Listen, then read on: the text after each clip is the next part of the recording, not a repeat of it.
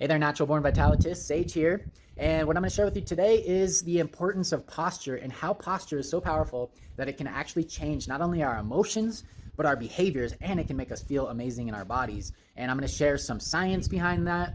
And then I'm going to give you a little tutorial on how to align your posture correctly. So if you like this kind of content on living a more balanced, vital life, tapping into your inner warrior, your inner ninja, then please do like and subscribe and share with other people. Okay, so the first thing is, yes, our posture is really key for keeping our mind aligned and our bodies, right? You can see it, it's very clear. If you see somebody who is depressed, you can see it right away in their posture, right? So they first became depressed and then their body started to go that direction as well. Well, it's the same thing, especially based on this science I'm going to share with you, is if we put our body into positions that remind our reptilian ancient brain of a certain way of being or a certain behavior, then that behavior is going to be strengthened. Now, I'm going to give you the example of science right now. Even though there's a lot, I'm using this one because it's a pretty straightforward one. Amy Cuddy's research at Harvard University on power positions, and I'll link that below. But what they did is they hooked up people to, all right, I'm back. I just had to get some warmth on. That spring wind. It's getting me a little bit. Okay, so what they did is they tested people's hormone levels and they correlated that to their alignment and different positions. So for example, they did positions of power like this, opening up and taking space, or standing like this, and they would have them stand in these positions for about 2 minutes. And so what they found is that their hormone levels, their confidence hormones, increased. For example, testosterone, which is not just a male hormone, it is a hormone of confidence. And then they also tested their performance in things like job interviews and other nerve-wracking type experiences. And it was very clear, based on their research, that the power positions that correlated to higher levels of testosterone also created a higher, better, more confident performance. On the other hand, the testing was positions of weakness like this. They would have people hold their wrists and hide, rounding their shoulders, head down, these kinds of positions. And their research showed that the hormones of stress and cortisol were increased after 2 minutes of doing that.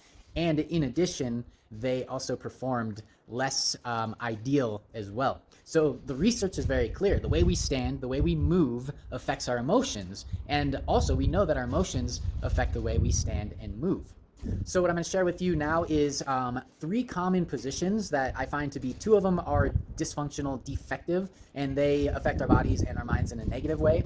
And then I'm going to share with you a more aligned way of standing that gets us into our ninja type instincts. And so the first one is future tripping. This is the type of person that just doesn't feel safe. They feel like they're not okay, and they have to be somewhere else. They have to do something, accomplish something in order to feel okay. And this is the typical position. Their head is down and they're leaning forward, always trying to get somewhere, right? Their butt can be out like this, but really the main thing is that their head is leading the way. They're trying to think their way through life. But you can see through my posture, I'm also closing myself off from the potential that my body has by discerning my environment. The other one is more what I would consider being stuck in the past, and it's a more depressive state. The first one is more anxious. This is more depressive, where somebody is stuck in the past.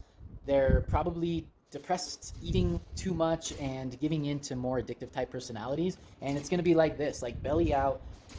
The head is sunk in to the shoulders. Shoulders are rounded off, right? And you can see it. The belly is leading the way. It's that instinctual, physiological, desiring nature. And that will not only cause you to stay in that state, more depressive state, more addictive type state, but it also, it's going to make your body stay that way more. It's a vicious cycle, we can say. You stand that way, your mind's going to go more into that pattern. Your mind goes more into that pattern. Your body's going to go more into that pattern. Okay, hopefully you can see all right. The sun came out, kind of messed with my lighting here. But now, a more aligned state, right? So just standing tall. And the very clear thing that I can tell you through this is that the vision is way more open. I can see so much more right now. And that's essential for the nervous system. And the nervous system has a lot of antennae that it uses to discern whether we're safe in the world. Now, if we close off that information, the brain and nervous system are going to create a story of danger, most likely, because their mission is to keep us alive and to keep us safe. So to keep us alive and safe is like being in a turtle shell, right? It's safe, but there's not a lot of potential. It's a lame living. It's a lame way to be.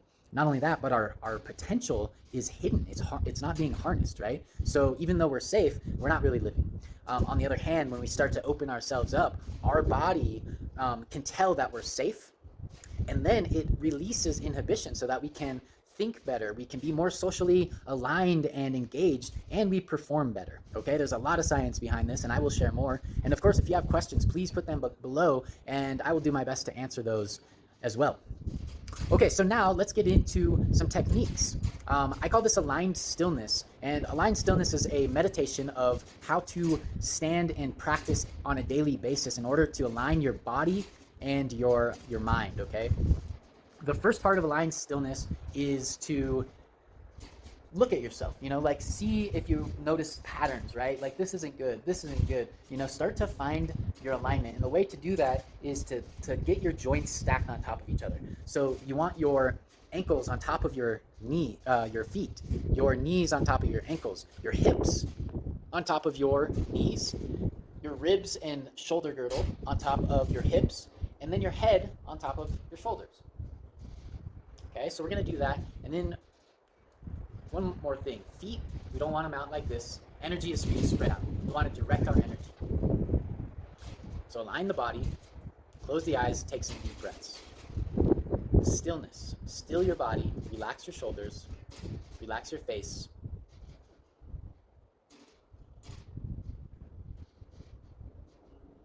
Good.